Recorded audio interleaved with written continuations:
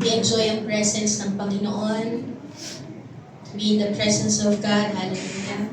To be still in the presence of the Lord. So let's close our eyes, let's bow our heads and let's pray. O Lord God, we glorify your name, Panginoon. We give you praise. You are worthy, Lord God.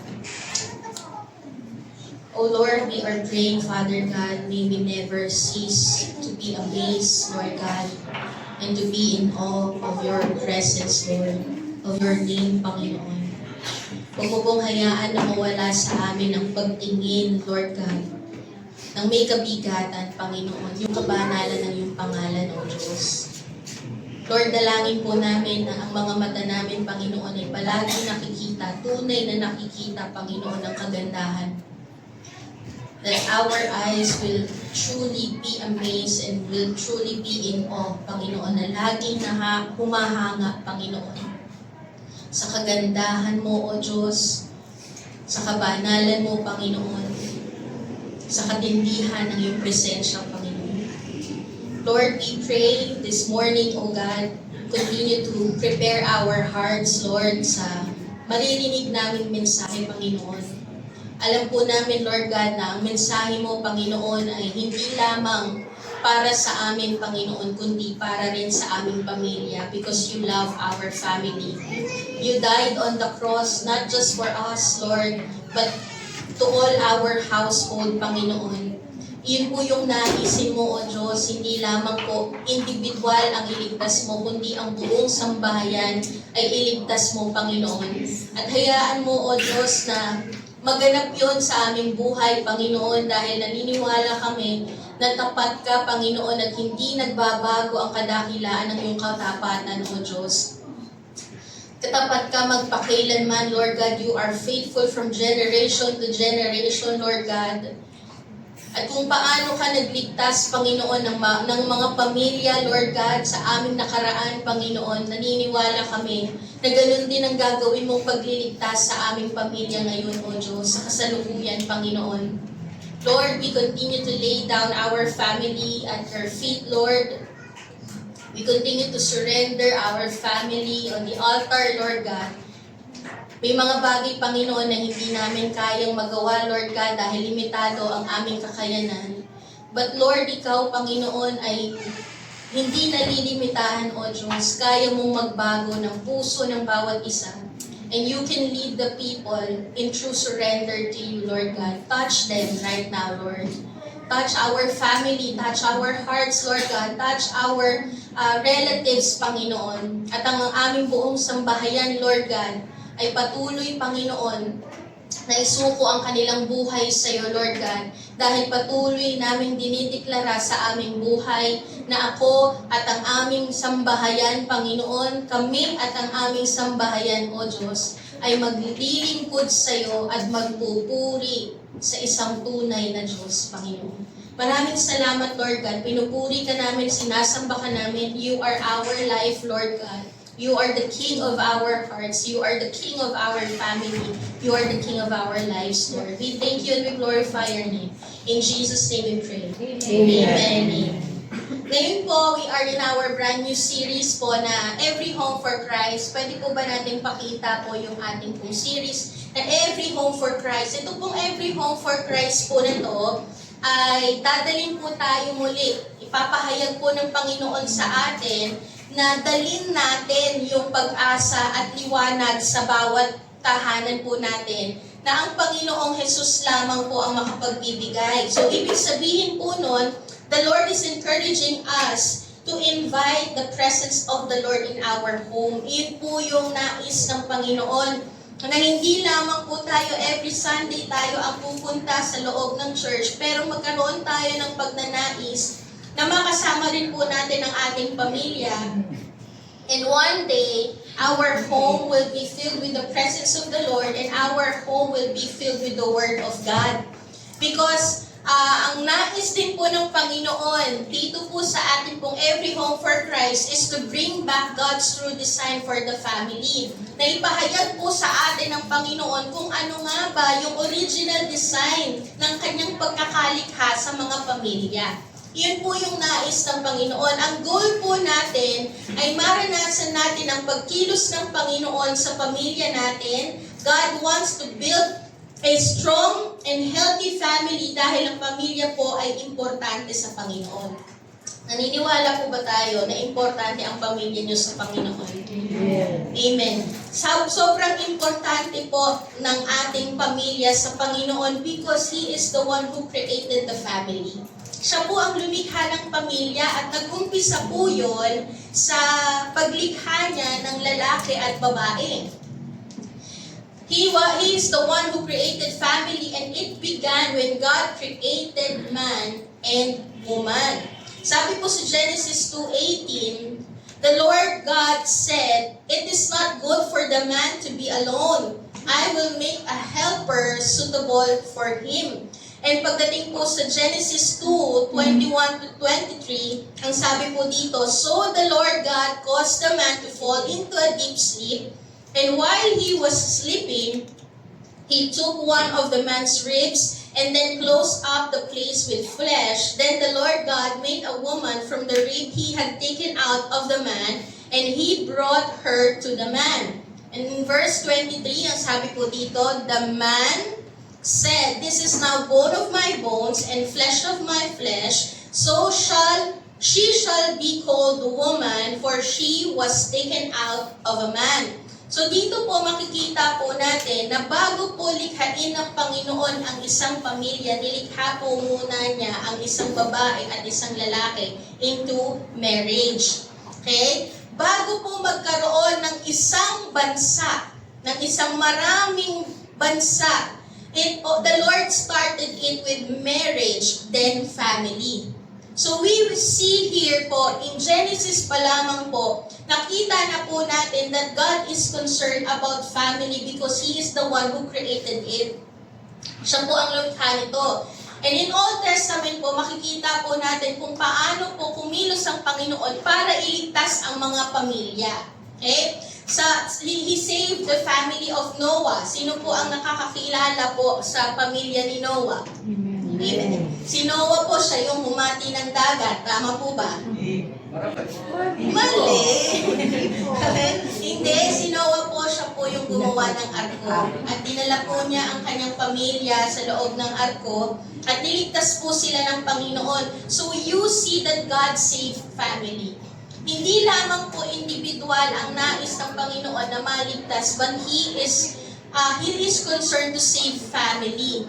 Concerned po ang Panginoon na magligtas ng pamilya, and we see that through the life of Noah and his family. And in New Testament din po, makikita po natin yung mga example kung paano po naging concern ng Panginoon sa mga pamilya.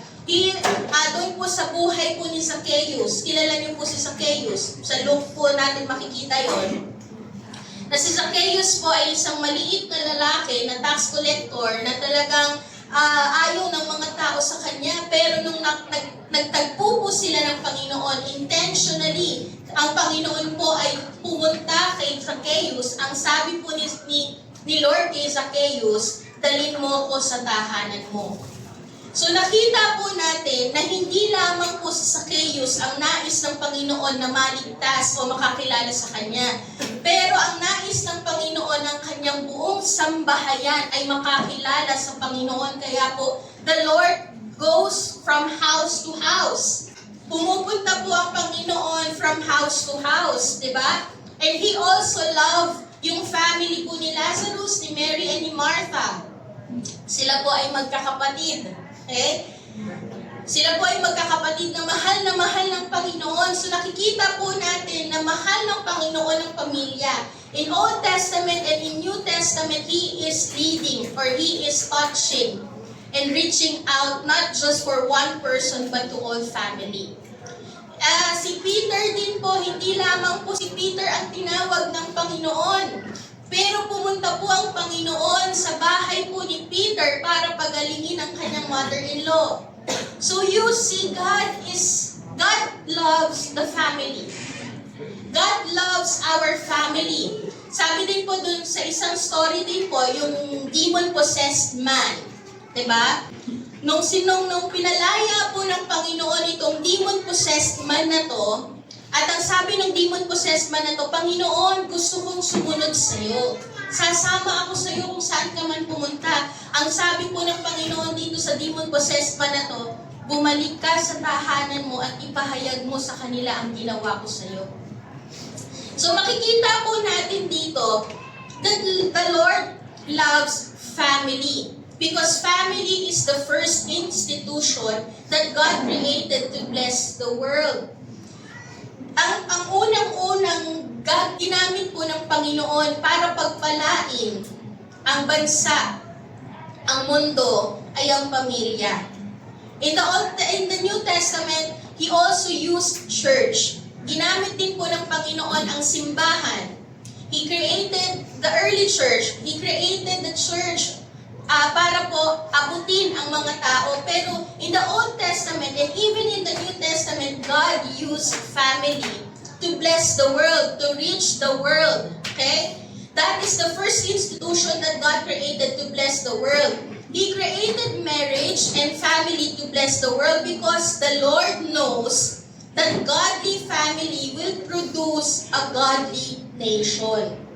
Iyon po ang nais at iyon po ang nakikita, ang vision ng Panginoon na kapag siya ay naglikha ng godly family, makakapag-produce po tayo ng godly nation. Na ang pundasyon ng isang pinagpalang bansa ay ang pinagpalang pamilya. At ang pundasyon ng isang pinagpalang pamilya ay ang pagkakaroon ng relasyon sa Diyos. Ang mundo po natin, ito po ay binubuo ng bawat nation. Tama po ba? Tama po? Yung mundo po natin, iba't ibang nation po ang bumubuo dito. Pero bago po mabuo ang nation, ano po ang bumubuo sa nation? Community. Di ba po? Mga community. At ang community po, ano po ang bumubuo sa community? Ha? Family. Diba? Ang church po, makikita po natin dito, ang church, ano po ang bumubuo sa church? Family, ano po yung nakikita natin? Iba't ibang pamilya sa loob ng church. Tama po ba? So, pinagsasama-sama po ng Panginoon ang iba't ibang pamilya. Tama po ba? Ang pamilya po natin, ang pinanggagalingan ng pagbuo ng church. Ang mga institusyon po ng bansa ay binubuo ng iba't ibang pamilya. So nagmumula po sa pamilya ang lahat ng institusyon. Nagmumula po sa pamilya yung pagbuo ng ating bansa. Kaya po kung titignan po natin, if we want our nation to be a godly nation, we need to have a godly families. Amen po ba?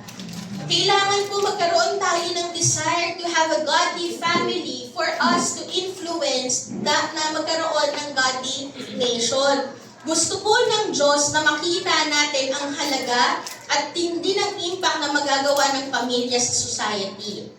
Iyon po yung gusto ng Panginoon na makita po natin. That's why God wanted to produce a godly generation by producing a godly family. That's how important family is. Ganun po ka-importante ang pamilya. Kaya ang madalas po nating mapapansin, ang inaatake po ng kaaway is marriage. Tama po ba? Ang inaatake po ng kaaway is family. Kapag po kasi sira ang pamilya, parang nabibigatan ang tao. Nabibigatan tayo. Sobra tayong apektado kapag sira ang pamilya. Kasi meron po talaga, whether we like it or not, there is a greatest effect in the society and in our lives kapag po sira ang marriage, sira ang family. If the Lord wants to use the family to bless the nation, the enemy wants to destroy family to destroy a nation. Ganun po yung nangyayari po sa atin ngayon.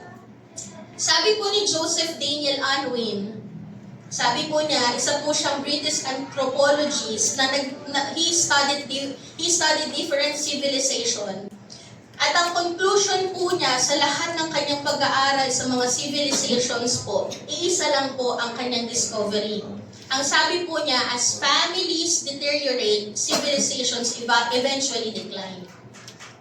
nagmumula po sa pamilya ang pagbagsak ng nation. Nagsisimula po sa pagbagsak ng pamilya ang pagbagsak ng community. The decline of the family is the decline of the community. The decline of the community is the decline of the nation. Ganoon po, minsan po kasi ang lagi po natin nakikita, sira na ang bansa natin, pero hindi natin makita kung ano ang root cause bakit sira ang bansa. Because family ay nasisira. Family breakdown leads to societal collapse. Yun po yung nangyayari pag nag-decline ang family, magde-decline ang bansa. Kaya po nakikita po ni Satan yung ganoong klaseng strategy. So he will attack marriage, he will attack family. Kaya po kung papansinin din po natin sa ating pong bansa, ginagawang legal ang divorce. Tama po ba talagang pinipilit na gawing legal ang divorce? Ginagawang legal ang same-sex marriage. Kung papansinin niyo po, yung mga ganoong pagkilos, ano po ang tinitira doon? Ano po ang tinitira? The identity of marriage, the identity of family. The design of marriage and the design of family. Diba? So nakikita po natin, you see the enemy is attacking marriage and family. Dinidistort ng kaaway yung true design of marriage and family. Kagaya na lang po ng mapapansin po natin ngayon, most of the fathers, hindi ko po nilalahat but most of the fathers, they are abandoning their children. And it's easy for them to abandon kids. It's easy for them to abandon families.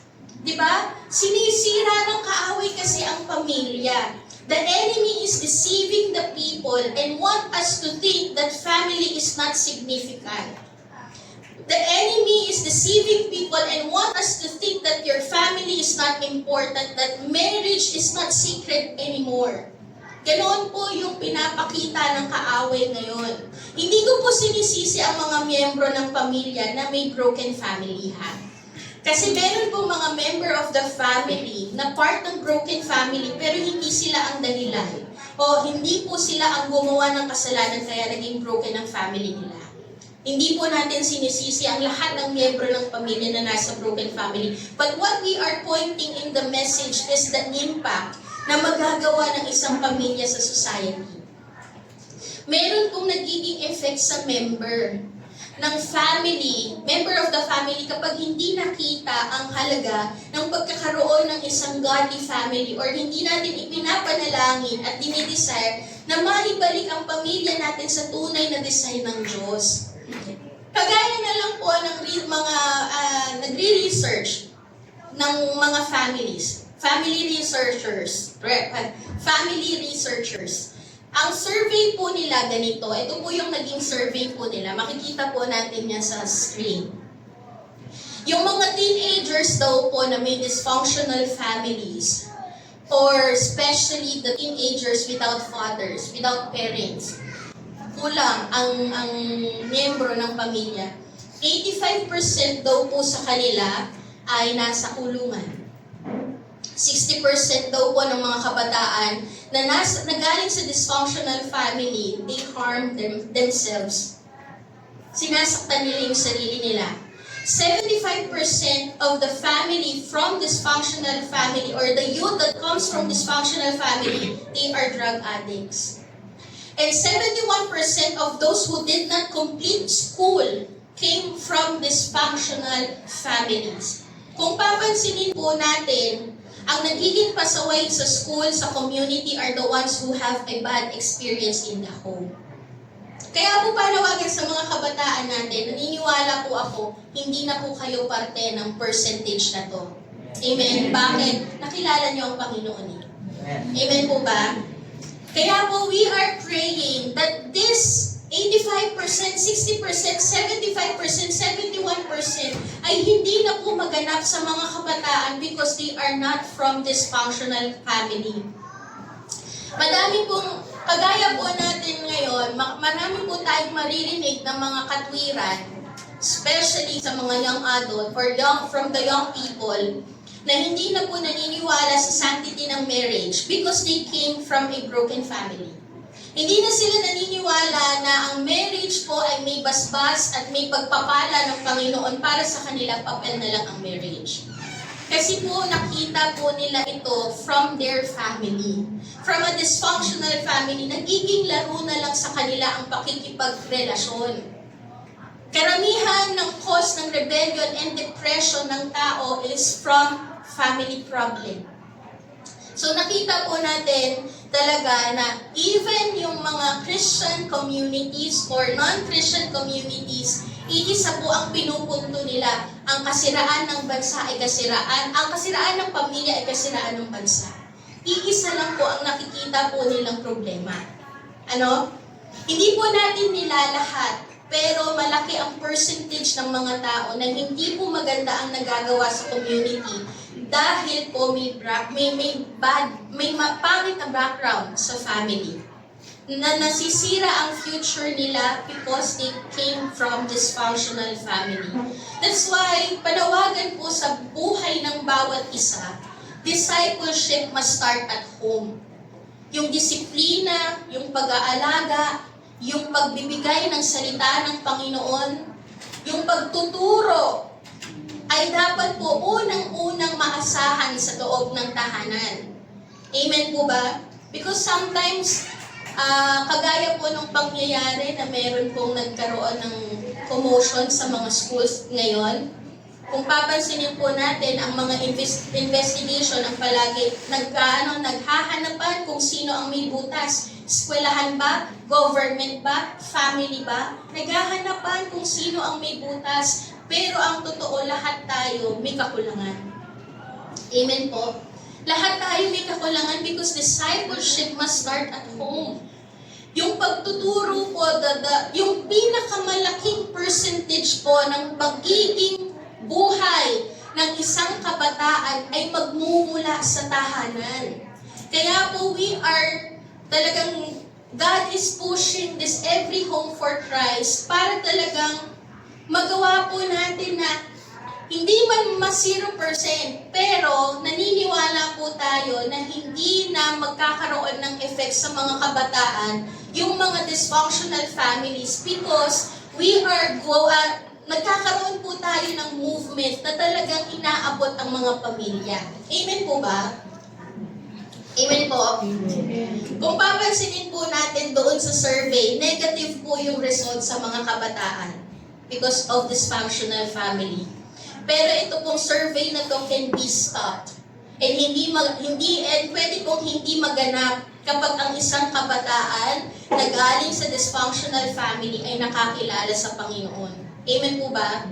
Marami pong kabataan, I'm praying po na yung mga kabataan po natin ngayon ay hindi po sila parte ng percentage dito. Even though they came from dysfunctional family, pero ngayon kasi, they are part of God's family. Amen po ba? You are now part of God's family, kaya naniniwala po tayo na yung mga resulta nitong dysfunctional family na to, itong percentage ng dysfunctional family na to, ay magpuputol po sa mga kabataan at sa mga pamilya na nakakilala na sa Panginoon. Amen po ba? Amen. We are praying that many parents will get to know Jesus Christ at magkaroon ng desire na ma-restore ang kanilang pamilya. Madaming pamilya ang makakilala sa Panginoon. Yun po yung dinidesire po ng Panginoon at dinidesire po natin. Na dapat na kapag ka ang Panginoon ang sentro ng pamilya, the effect of a dysfunctional family will be stopped. Amen po ba? Amen po? Amen. Meron pong iba't ibang case ang family cases. Pero hindi man po mangyari pa sa ngayon. Yung typical idea ng isang buong pamilya na may tatay, may nanay, may anak, ang desire po natin ay yung mga miyembro ng pamilya na naiwan sa tahanan ay makakilala sa Panginoon at maging sentro ng kanilang buhay si Kristo. Amen po ba? Because we believe, kapatid, we believe that the blood of Jesus Christ, when the blood of Jesus Christ enter into your home and enter into your life, the generational cycle and culture caused by sin and dysfunctional family will be stopped and cut away. Amen po ba? Mapuputol po yun sa pamamagitan ng dugo ni Kristo. Yung sinasabi nila, kasi ang ninuno niyan, broken family. Kaya ang susunod niyan, broken family. Yung susunod na generation sa family nila, broken family din sila. No! Hindi po mangyayari yon kapag ang dugo na ni Kristo ang dumadaloy sa buhay mo. Amen po ba? Because the Lord's blood will cut those sins, will cut those curses, will cut those generational cycles. Amen po ba? Amen? Mapuputol na po yun sa'yo. Amen? Kung sinasabi ng iba, ay walang pag-asa ang batang yan kasi ang pamilya niyan walang pangarap. Hindi. Putol na po yun. Bakit? Nakakilala ka sa Panginoon. Amen po ba? Ang buhay niyan magiging sira din. Mag-ano din yan? Magbubulakbol din yan. Magsusugal din yan kasi ang mga magulang niyan sugarol. Hindi, putol na po yun sa buhay mo. Bakit? Nakilala mo ang Panginoon and the blood of Jesus Christ is now flowing in your life. The curses and the cycle are now being cut away. Amen po ba? Amen. Pinuputol na ng Panginoon yung curses na yon. Amen. Naniniwala po ba tayo doon? Kaya po we are really pushing this movement na talagang ang NLA will talaga magsama-sama, magtulong-tulungan to reach out families. Amen po ba? Amen? Amen po ba? Do we agree on that? Amen. Hallelujah. So it's good for us to be reminded na makita at bigyan ng pansin yung isa sa importanteng relationship na meron po tayo, and that is our family. Your family is a very important relationship that you have. That we must desire to have a Christ-centered family. Pakisabi ko, Christ-centered family. Christ-centered family. So gusto po ng Panginoon na magkaroon tayo ng desire to have a Christ-centered family because God is also concerned and gives great value in every family na nandito po ngayon. Hindi mo man po kasama pa ngayon ang pamilya mo, but we believe na sa iyo mag-uumpisa. Amen po ba? So ano po ba yung Christ-centered family? Pagka po sinabi natin Christ-centered family, ano po ba ang ginagawa ng Christ-centered family? Una po is they cultivate. They cultivate. Ibig sabihin po, inaalagaan, ini-encourage, inaaruga. Iyan po yung role ng pamilya. Inaaruga, inaalagaan ang mga miyembro ng pamilya. Sabi po sa 1 Timothy 5:8. Ano po yung sabi sa 1 Timothy 5:8? Anyone who does not provide for their relatives, and especially for their own household, has denied the faith and is worse than an unbeliever. So it's very important po na ang buhay ng mga mananampalataya na nakakilala talaga po sa Panginoon, hindi po nila pinapabayaang alagaan ng kanilang pamilya. Amen? Iyan po ang first ministry po natin, kaya hindi po dapat po natin pinababayaan ang pamilya because the Lord gives great value and is so concerned to your family. Tungkulin po ng pamilya na arugain ang kanilang mga kasapi sa pamilya. Ang mga pangangailangan sa pamilya. Physical, emotional, and spiritual. So hindi lamang po yung provision physically ang dapat pong i-cultivate ng mga pamilya, but emotional and spiritual, no? Sa emotional, we need to nurture our home with God's love, with the hope that comes from the Lord, and with the peace that comes from the Lord. Iyan po yung dapat po natin.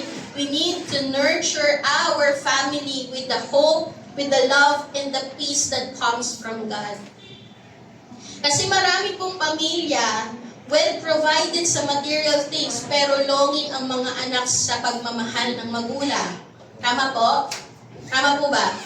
Longing ang mga anak sa oras ng mga magulang. Well-provided ang material things, pero walang peace sa bawat miyembro ng pamilya dahil hindi nagiging maganda ang relasyon ng bawat isa. So hindi lamang po physical na pangangailangan ang kailangan ng mga anak po natin sa atin. Hindi lamang po physical provision o material provision. Ang kailangan din po ng mga anak natin is yung emotional provision na maramdaman nila that they are loved, they belong. Marami po, hindi lang po naisama doon sa survey, pero mapapansin po natin na marami pong kabataan ang pumapasok po sa mga fraternity, sa gang. Ang nabalitaan po natin, di ba, yung nangyari pong karahasan sa loob ng school, it comes from syndicate. Sa mga sindikato po nagmula. Naging part po ng mga sindikato yung mga kabataan yun. Bakit po? Because those young people are looking for belongingness. And kapag hindi po nakita ng mga kabataan yung belongingness inside the family, hahanapin po nila yun sa iba. At kapag nakakalungkot po na mahanap po nila yun sa ibang tao na mali ang impluensya sa kanila. Kaya po, the Lord wants us to truly provide, not just sa material, pero to truly provide even po doon sa mga maayos na relasyon. Yung maramdaman nila that they truly belong inside the family, they truly belong, that they will feel that they are loved, they are belong, di ba? Kasi ang pinopromote po natin is the love of the Lord. The hope that comes from God and the peace that comes from God. Amen? Amen po ba?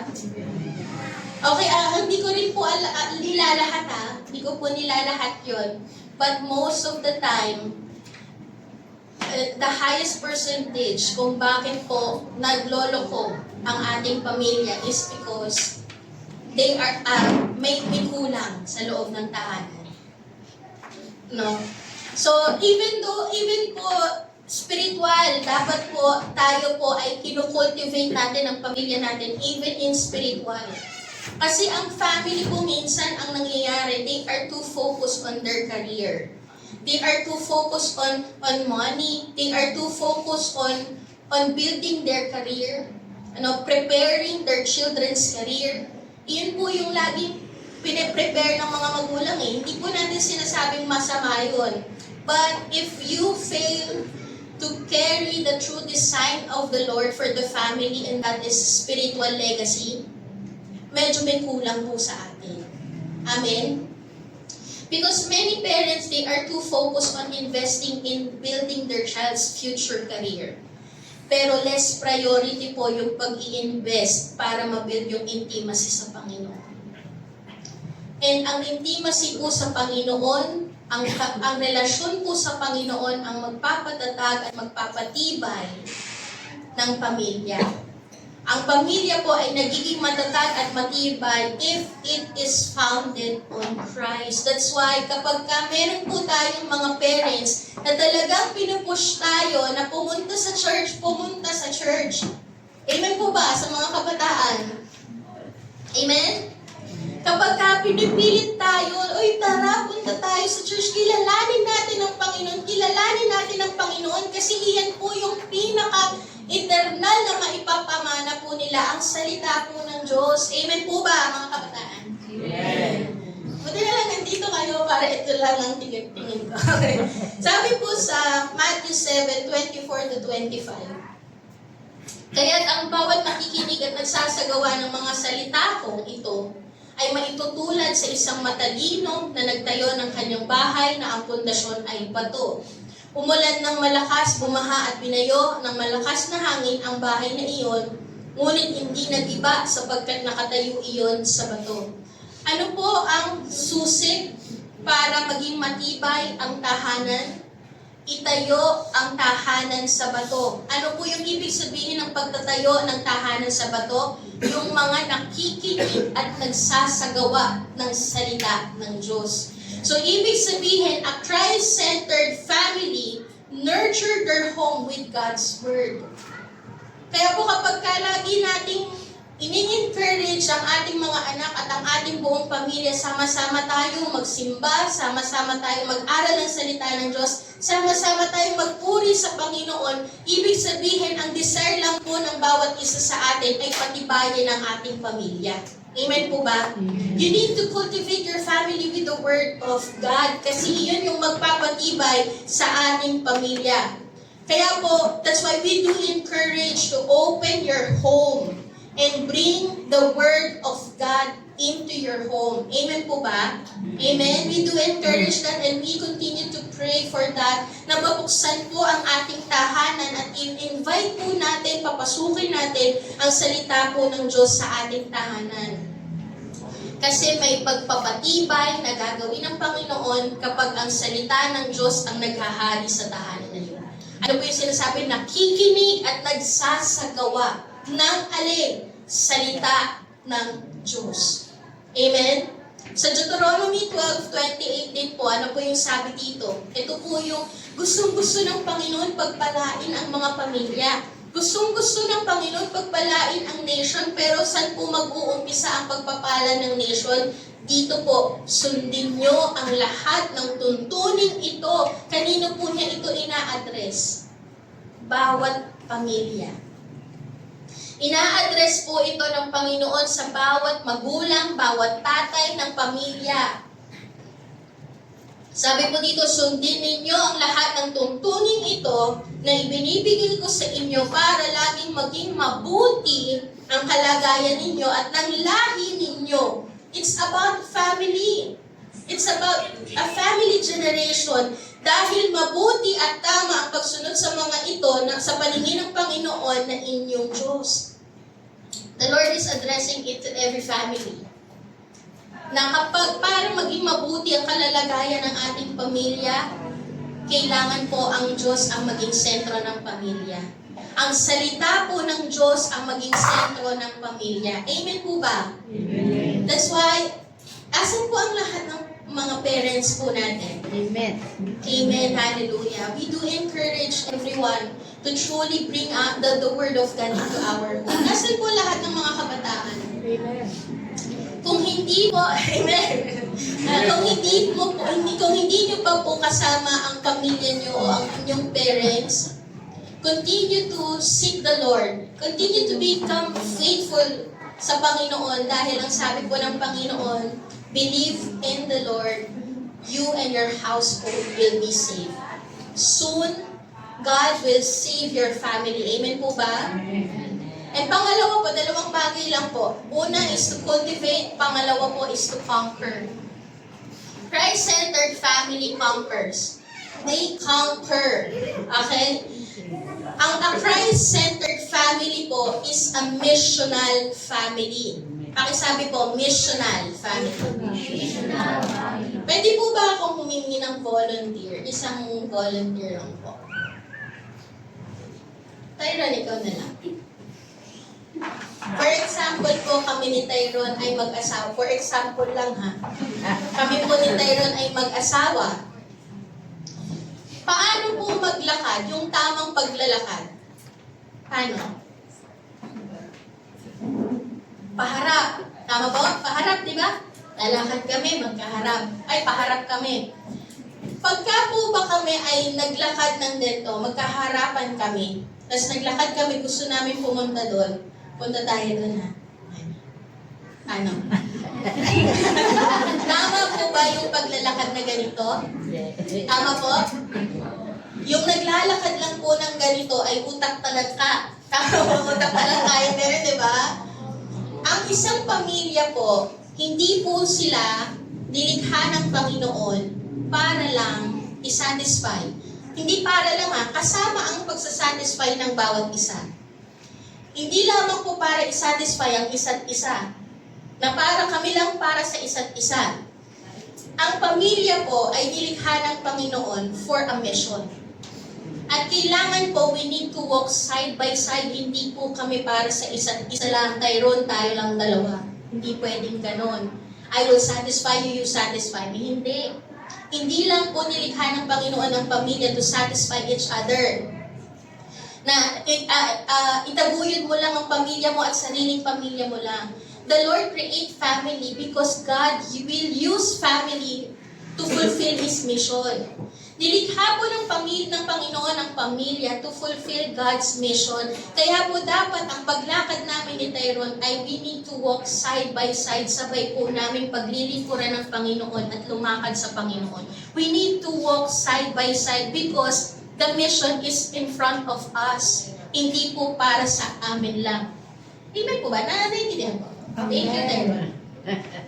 Ang tungkulin po ng isang pamilya ay hindi lamang po natatapos para sa isa't isa. Ang tungkulin po ng pamilya ay hindi lamang po gampanan na itaguyod ang pangangailangan ng pamilya lang natin. A Christ-centered family is a missional family. Ang tungkulin po ng pamilya na Christ-centered ay gampanan ang misyon ng Diyos. Gampanan ang kalooban ng Panginoon. Ano po yung kalooban ng Panginoon sa isang pamilya? Na si Lord ang tumatag to conquer, to subdue, to dominate. Iyon po ang sinabi ng Panginoon kay Adam pa lang at kay Eve pa lang. May purpose na po ang marriage. Hindi po para i-satisfy lang ang needs ng bawat isa, but to conquer and to subdue. Ano po yung sabi sa Genesis 1:28? Ano po yung sabi? And God blessed them. Their marriage, the Lord blessed their marriage, Adam and Eve. And God said to them, because I bless you, ito ang gagawin mo.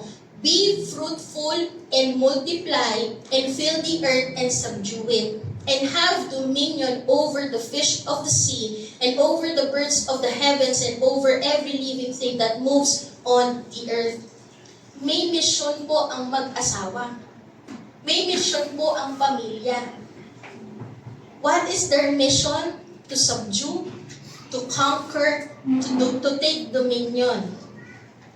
Paano po tayo magsasubdue? Paano po tayo magka-conquer? Paano po tayo mag-take dominion? Ano yung mission na pinagagawa ng Panginoon? Sabi po sa Genesis 18:18-19. Ito po yung pinagawa ng Panginoon kay Abraham at sa kanyang pamilya. Ano po yung sabi doon? Genesis 18:18-19. Sapagkat pinili ko siya upang maging ama ng isang malaki at makapangyarihang bansa. Sa pamamagitan niya, ang lahat ng mga bansa sa daigdig ay aking pagpapalain. Hindi lang po nakakulong para sa isa't isa. Ang pagpapala ng Diyos ay para i-fulfill yung mission ng Diyos. Amen po ba? Para pagpalain ang daigdig sa pamamagitan niya dahil pinagpala ko siya. Ang sabi din po sa 19, pinili ko si Abraham upang turuan niya ang kanyang lahi na sumunod sa aking mga utos sa pamamagitan ng paggawa ng matuwid at pagpapairal ng katarungan. Kapag nangyari iyon, tutuparin ko ang aking pangako sa kanya. Ang misyon po ni Abraham ay hindi lamang po para sa kanyang pamilya o para sa sarili, kundi yung misyon ni Abraham ay ituruan ang kanyang lahi at mga salin lahi na sumunod sa Diyos, mamuhay ng may katuwiran. At ito pong sinasabi po ng Panginoon, God's purpose for Abraham was not just to bless him and his family, but to bless the entire world. Hindi lamang po sa kanyang lahi lang natatapos ang kanyang misyon. Ang kanyang misyon din po ay it goes beyond ng kanyang lahi.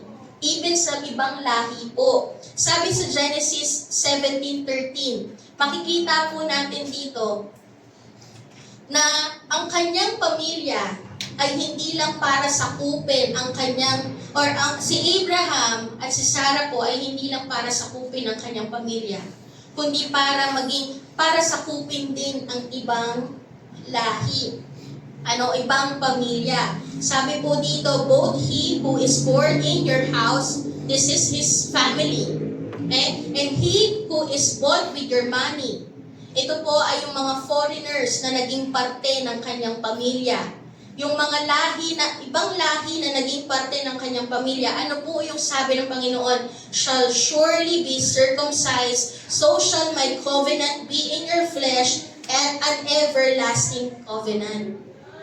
Yung circumcision po na sinasabi po dito is a sign that they are part of the household of Abraham. Yung circumcision po na sinasabi dito is a sign that they are now part of the nation of Israel. They have now covenant with the Lord.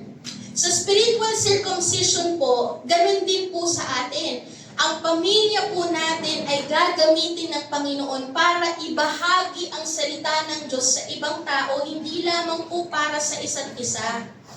Hindi lang po kayo magdi-desire na magpakasal kasi you love each other and you want to satisfy each other. But marriage has a mission. And that mission is to go and save and is to go and proclaim the salvation of the Lord. Amen po ba? So that the people will also experience that covenant with God. Amen? Kasi sa spiritual circumcision, that is a sign that you are part of God's family. Na hindi lamang po tayo lang ang makakilala sa Panginoon. Pero gamitin po natin ang pamilya natin para yung ibang pamilya ay makakilala sa Panginoon at maging bahagi din po sila ng pamilya ng Diyos. Amen po ba? You have a mission. Amen? To all the family here, alam ko po na marami po tayong mga concerns, personal concerns. Amen?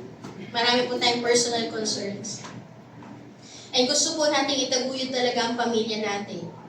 But hayaan po natin, wag po nating hayaan na dahil po we are too busy with our personal concern, nakakalimutan natin yung tunay na purpose ng marriage.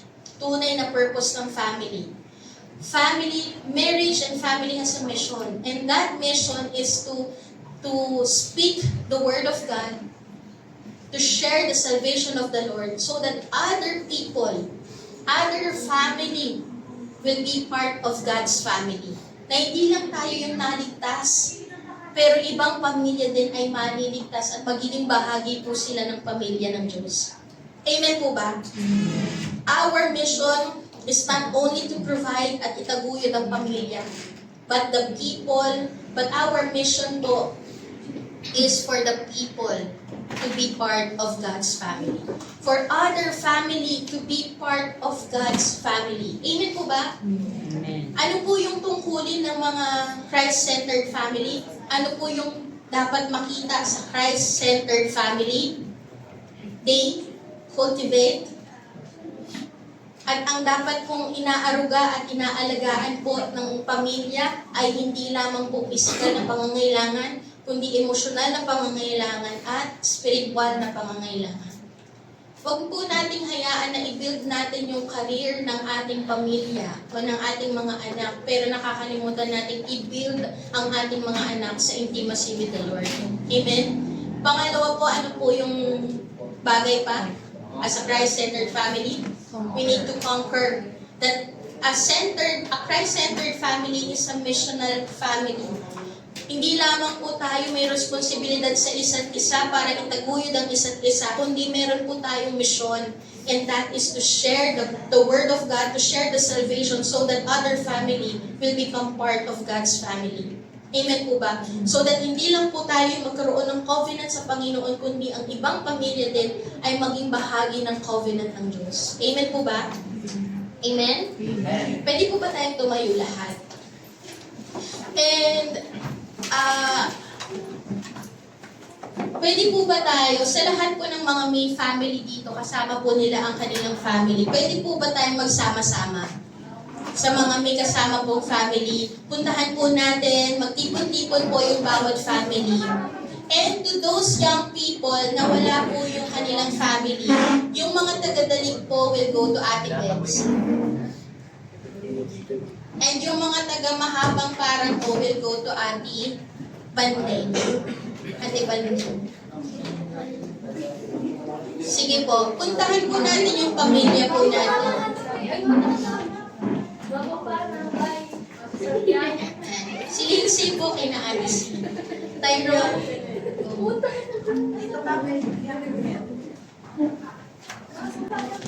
Magkakasama niyo po ba? Si Ate Maripol po, sama po kayo kay na Ate Cindy. Sama po kayo kay Ate Cynthia. Hindi, family ah. Family.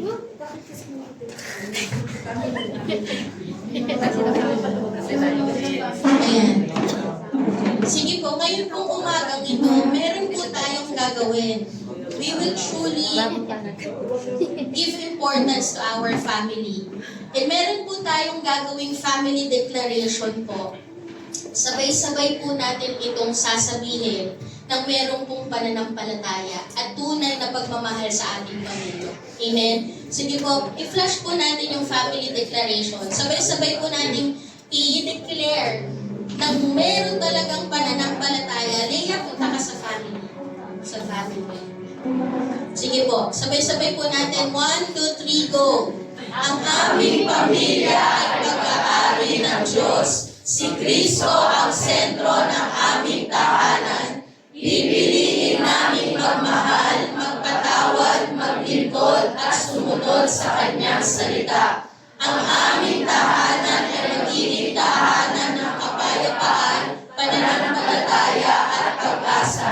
Pinipili namin maging pamilya may takot sa Diyos. Sa bawat pagsubok, mananatili kami nagkakaisa. Ang pag-ibig ng Diyos ang magbibigay sa amin at ang Kanyang biyaya ang magpapalakas sa amin. Ipapahayag namin na ang aming pamilya ay pagpapalain ng Panginoon. Ituturo namin ang salita ng Diyos sa susunod na saling-lahi upang ang aming pamilya ay maging pagpapala sa iba. Kami at ang aming sambahayan ay naglilingkod sa Panginoon. Isa pa po, sabay-sabay po natin sabihin. Kami at ang aming sambahayan ay maglilingkod sa Panginoon.